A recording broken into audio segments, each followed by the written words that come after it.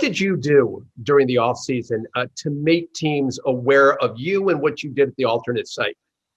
So I made some changes really starting back after the 2019 season, going into that winter. I scrapped my two seam, as you probably heard, and then really just focused on getting that vertical movement on the four seam. Right. And with that came the improved command, improved overall feel. And then I also increased my slider usage, and I had all the data from this summer to back that up and the results that followed. So it made it pretty easy on me, honestly, having all that info to send out to teams. But what I had was all the TrackMan reports, all my movement profiles, my velocities, and that was really, I think it played a huge role in the offers I was getting, just because you could see the changes I made based on, the movement profile. The velo obviously is always a boost. Take us through, if you can, the exact changes you made to your pitching style and how it's helped increase velocity and how it's changed you as a pitcher. So really the biggest thing was the efficiency of my delivery. In 2019, I'd kind of gotten in a point where, so I had been Rule 5'd by the Royals, didn't have a good spring, was kind of, I wouldn't say I was lost, but I definitely needed to correct some things. So when I went back to the Rays, I was a little bit, in a weird place, and I was throwing all right, but I was really slow and methodical, and I was really slow to the plate. So guys were just kind of swiping bases on me really easily. And then I remember a specific bullpen where I basically just made a change where I wanted to move as quick as possible. And it was a little bit funky, but it worked for the time. And so I had a decent 2019 in AA. And then once I got to AAA, I didn't necessarily get exposed, but I was kind of on the side of my fastball, on both my fastballs, the two seam and the four seam.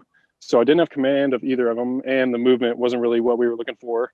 So basically heading into the next winter, we decided to scrap that, and that's when I made the switch to just the four seamers and then kind of all the little changes. So with my delivery, I basically just wanted to be athletic and let my natural movement and posture take over. And that kind of got me a little more upright, little higher arm slot. And with that came, stand behind the ball, a little better feel for the baseball and the strike zone. So is it best to describe you now as a power pitcher? Is that who you have become?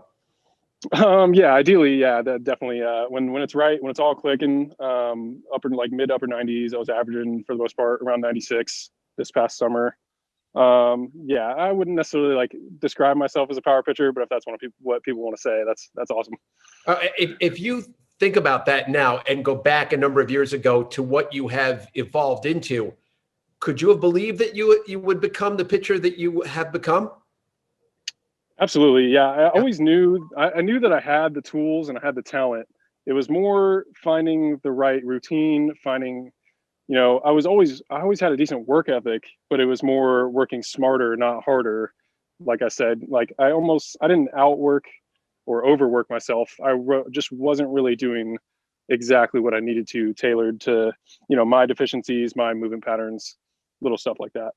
So you're somebody who's never thrown a major league pitch and you've gotten this major league contract. What comes with that? Does more pressure come with that? And do you feel like, okay, I've got to prove myself right out of the gate here to make this seem worthwhile? At first, when I was deciding between the teams and the Mets were obviously in the mix, I was a little bit nervous about the media, huge market. Right. But then, the more I thought about it, I thought it's an awesome opportunity. And once, I'm pretty comfortable with myself and, speaking of my game, I thought it would be a lot of fun and I'm really looking forward to it. I think it's going to be a trivia question one day. The fact that you were the first acquisition of the Steve Cohen era. What do you make of that? I'm honored, to be honest. Whether I was the first or the 100th, I'm glad to be where I'm at. Well, Sam, listen, congratulations. Welcome to the Mets. Look forward to seeing you down in spring training. Have a terrific 2021 season. Thank you very much. I appreciate it. Thanks.